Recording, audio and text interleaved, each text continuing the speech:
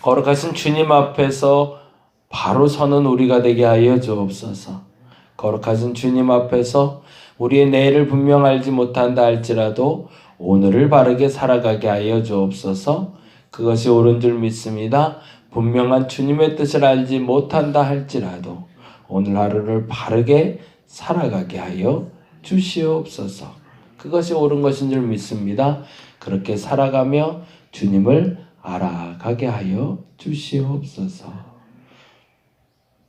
감사합니다. 고마우신 예수님 이름으로 기도드렸습니다. 아멘, 아멘. 요한복음 12장에 있는 말씀 함께 봅니다.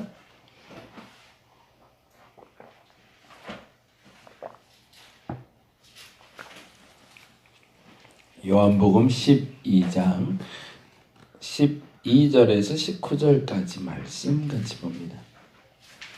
요한복음 12장 12절에서 19절. 우리 기록된 말씀 천천히 같이 한 목소리로 읽도록 하겠습니다. 그 이튿날에는 명절에 온 큰 무리가 예수께서 예루살렘에 오신다는 것을 듣고 종려나무 가지를 가지고 맞으러 나가 외치되 호산나 찬송하리로다 주의 이름으로 오시는 이 곧 이스라엘의 왕이시여 하더라. 예수는 한 어린 나귀를 보고 다시니 이는 기록된 바 시온 딸아 두려워하지 말라 보라 너의 왕이 나귀 새끼를 타고 오신다 함과 같더라. 제자들은 처음에 이 일을 깨닫지 못하였다가 예수께서 영광을 얻으신 후에야 이것이 예수에 대하여 기록된 것임과 사람들이 예수께 이같이 한 것임이 생각났더라. 나사로를 무덤에서 불러내어 죽은 자 가운데서 살리실 때에 함께 있던 무리가 증언한지라.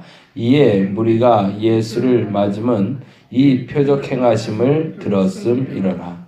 바리새인들이 서로 말하되 볼지어다 너희 하는 일이 쓸데없다. 보라 온 세상이 그를 따르는도다 하니라. 아멘. 바리새인의 이 얘기를 예수와 예수의 제자들이 들었는지 알았는지는 알 수 없지만 아마도 요한이 기록할 때 이 말을 기록한 것을 보면 아마 당대에 그러한 어수선한 상황이 존재했음을 우리가 추측해 볼 수 있습니다. 그러니까 지각 변동이 나타난다고 하죠. 새로운 일을 맞이할 준비를 하는 이들에게 그 갈등의 소지와 그 고민의 소지가 시작되었다라는 거죠. 그런데 19절에는 아주 재미나게 이렇게 표현하죠. 바리새인들이 서로 말하되 볼지어다 너희 하는 일이 쓸데없다. 만일에 지금 예수님이 이 땅에 오셨을 때 우리의 하는 일에 대해서도 우리가 동일하게 말하지 않을까 싶어요. 사실은 예수님 보시기에 우리가 얼마나 바르게 신앙생활 했을까? 지금까지 이 코로나19 기간이 우리에게 그걸 돌아볼 수 있는 시간이 된 것 같아요. 우리에게 예배가 정말 소중했을까? 우리에게 이 새벽이 정말 소중한 시간이었을까? 내가 기도하는 시간이 그렇게 소중한 시간이었을까? 그냥 없어도 살만했을까? 라는 생각들. 근데 뒤돌아보니 그거 없어도 살겠네 라고 했다면 나에겐 쓸모없었던 시간들이죠. 최근에 이제 사람들을 만날 수가 없으니까 상가 사람들도 잘 못 만나고 다니다가 요번에 이제 이렇게 다니면서 다시 한번 만나게 됐는데요. 한 분이 그런 얘기를 하시더라고요. 아유 요즘 교회 가기 힘드시죠? 그러길래 아유 저도 만만치 않네요. 뭐 이런저런 얘기를 나눴어요. 이제 많이 회복이 되니까 이제 교회 가셔야죠. 그랬더니 아니요 올해는 쉬려고요. 그러더라고요. 이 교회도 이제 쉬는 게 돼버렸어요. 봐서 온라인 예배 드려버릇하니까 이거 편하고 좋대요. 그리고 애들도 뭐 크게 뭐 요동치지 않아서 그냥 올해는 쉬었다가 내년부터 가기로 했다고 그러더라고요. 과연 내년엔 갈까? 내년에도 쉽지 않겠다 그러면. 때때로 우리가 하는 모든 일들에 대해서 이게 쓸모있다, 쓸모없다. 내게 그 경중이 결정되어 있는 것 같아요. 저와 여러분에게 깨어있는 이 새벽이 소중한 시간이 되시기를 간절히 바랍니다. 그냥 남들이 시켜서 나오는 거 아니니까. 남들이 시켜서 나왔다면 굳이 나올 필요 없겠죠. 그게 아니라 내가 갈급하니까, 내가 이거 없으면 못 살 것 같으니까. 그래서 이 새벽에 일어나 버릇한 거고, 새벽에 일어나서 기도하다 보니 내 삶이 변하더라. 근데 오늘은 더 중요한 얘기가 여기에 이렇게 적혀 있어요. 16절에 보니까 이렇게 돼 있네요. 같이 한번 읽어볼까요? 16절 읽어봅니다. 제자들은 처음에 이 일을 깨닫지 못하였다가, 이 일이 뭘까요? 예수님이 예루살렘에 왔다는 것, 그리고 사람들이 예루살렘에서 예수를 죽이려고 하는데 예수가 당당하게 예루살렘 성에 입성하는 거죠. 근데 입성할 때 뭘 타고 들어왔다고 그러죠? 여기 보니까 어린 나귀를 타고 들어왔다라는 표현이 나오고 있잖아요. 그런데 이 일에 대해서 처음에 깨닫지 못하였다라고 기록하고 있는 거죠. 그리고 나서 이렇게 됩니다. 16절 다시 봅니다. 제자들은 처음에 이 일을 깨닫지 못하였다가 예수께서 영광을 얻으신 후에야. 이 영광에 동그라미 놓고 영광은 뭘까요? 예수님이 십자가에 달려 돌아가시고 3일 만에 부활하신 것이 영광을 얻었다라는 표현을 쓰죠. 그러니까 결국에는 제자들이 지금 이 나귀 타고 입성하시는 예수님의 사건을 경험할 때는 예수님에 대한 것을 알았다는 건가요? 몰랐다는 건가요? 그때까지도 몰랐다는 거죠. 뭐를? 지금 이 사건이 어떤 의미를 갖고 있는지. 어제 우리 한 권사님 나와서 저녁에 이렇게 좀 대화를 하고 가셨는데 그분이 그런 질문을 던져주셨어요. 우리가 하나님의 뜻을 어떻게 분별해야 되는가? 여러분 하나님의 뜻을 분별하시나요? 이것이 정확한 하나님의 뜻이라고 아시나요? 우리는 인정해야 됩니다. 우리는 모른다라고요. 근데 대다수의 사람들이 뭘 하길 원하냐면 바른 일을 하길 원하죠. 그리고 하나님의 일을 하기를 원해요. 그래서 하나님의 뜻을 알기를 원하는 거지.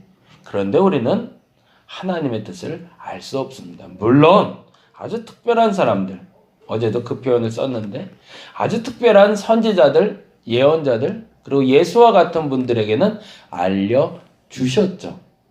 근데 그 특별한 사람이 곧 내가 될 수 있다라는 착각은 우리가 버려야 되는 겁니다. 여러분 이사야처럼 살 수 있나요? 그러면 하나님은 이사야처럼 여러분에게 말씀해 주시고 뜻을 알려주실 겁니다. 예레미야처럼 살 수 있다라고 말한다면 그 뜻을 알려주실 겁니다. 예수처럼 살 수 있다고 말씀하신다면 그렇게 알려주실 겁니다. 근데 만일에 나는 그렇게 살 자격도 그렇게 살 마음도 없는데 그 뜻을 알기를 원한다고 그 뜻을 알려주지 않으신다는 거죠. 그래서 또 하나 설명을 하면서 그 얘기를 했는데 아담은 내일을 알았을까요? 정확히는 하나님의 뜻을 알았을까요? 알았으면 안 먹었겠죠. 몰랐으니까 먹었겠죠. 태초의 인생이었던 아담조차도 당장 지금 벌어질 일에 하나님의 분명한 뜻을 알지 못하고 살았다는 게 정말 중요한 절대 진리입니다. 근데 또 하나 중요한 게 있죠. 나중에는 알게 되는 사람이 있더라는 거죠. 어떤 사람은 끝까지 모르고 사는 사람이 있지만 어떤 이는 그 어느 순간이 되면 생각나 깨달아 알게 되는 사람이 어찌 보면 그게 진짜 그리스도인들이죠. 대다수의 그리스도인들이 궁금해합니다. 하나님의 뜻을. 그래서 기도로도 알기 원하고 하나님의 말씀을 보며 알기 원하고 설교를 들으며 깨닫기를 원하고 그런데 우리는 16절의 고백을 할 수 있는 사람임을 인정해야 됩니다. 16절 다시 한번 읽어볼까요? 제자들은 처음에 이 일을 깨닫지 못하였다가 거기다가 줄을 쳐주세요. 제자들은 처음에 이 일을 깨닫지 못하였다가 예수께서 영광을 얻으신 후에야 이것이 예수님께 하여 기록된 것임과 사람들이 예수께 이같이 한 것임이 생각났더라 해도 줄을 쳐놓을게요. 생각났더라. 처음에 이 일을 깨닫지 못하였다가 생각났더라. 낫더라. 그렇게 알아가는 게 신앙생활입니다. 오늘 알아서 그 뜻을 분명히 내가 깨달았으니 이 일을 행하겠다고 말할 때는 우리는 죄송하지만 의심해 봐야 됩니다. 그 사람은 하나님의 뜻을 분명히 알고 있는 게 아닐 경우가 많습니다. 저와 여러분이 그럼에도 불구하고 하나님의 뜻을 분별하려고 애써야 됩니다. 그러면 우리는 어떻게 살아야 될까요? 도대체 그 뜻을 모르는데.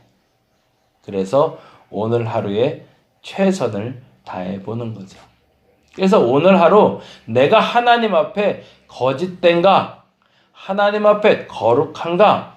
아니 최소한 내 말 그리고 내 행동 하나하나가 최소한 하나님 앞에 바르게 살아가고 있는가 스스로 질문하며 살아보는 것뿐이지 그것이 분명히 하나님의 뜻이기 때문에 이렇게 살았다? 아니 이것을 내가 미리 알았기 때문에 이렇게 행했다? 라고 말할 수 있는 존재는 이 세상엔 극소수, 존재하지 않는 건 아니지만 극소수의 존재로 존재한다는 거죠. 오늘 그렇게 인정하며 기도할 수 있는 저와 여러분 되었으면 좋겠습니다. 하나님, 지금은 깨닫지 못합니다. 그러나 이후에 생각날 때 알게 하옵소서. 그것이 첫째. 너무 분명한 하나님의 뜻을 알겠다고 집착하지 말게 하옵소서. 오히려 그것이 신앙을 병들게 하는 요인이 됨을 우리는 너무 잘 알고 있기 때문에 그렇습니다. 그래서 오늘 그 뜻을 분별하여 과거의 나의 삶 속에 하나님의 역사하심이 생각나는 저와 여러분 되시기를 간절히 바랍니다. 기도하겠습니다. 우리가 하나님의 뜻을 안다고 착각하지 말게 하여 주옵소서. 우리는 그 하나님의 뜻을 알 만큼 위대한 사람들이 아닙니다. 근데 하나님의 뜻이 나중에 생각났을 때 깨달아 알 수 있는 사람들입니다. 그것을 인정하게 하여 주옵소서. 지금 하나님의 뜻을 알려준다면 내가 그렇게 행하겠나이다. 그것은 핑계입니다. 우리는 그렇게 살 수 없습니다. 오늘 최선을 다해 볼 뿐입니다. 그런데 그 최선이 하나님의 마음과 합했다면 그때 생각날 겁니다. 내가 하나님 뜻대로 살았다고. 분명한 신앙생활이란 오늘 한날을 알지 못하고 살아가는 우리임을 인정하는 것이며 그럼에도 불구하고 이 한날에 하나님의 역사하심이 있다는 것을 믿고 살아가는 삶임을 알게 하여 주시며 이후에 점자 시간이 지나 깨닫게 되었을 때 진정한 감사를 하나님께 드릴 수 있는 우리가 되게 하여 주시옵소서. 감사합니다. 고마우신 예수님 이름으로 기도드렸습니다. 다 같이 기도하고 돌아가도록 하겠습니다.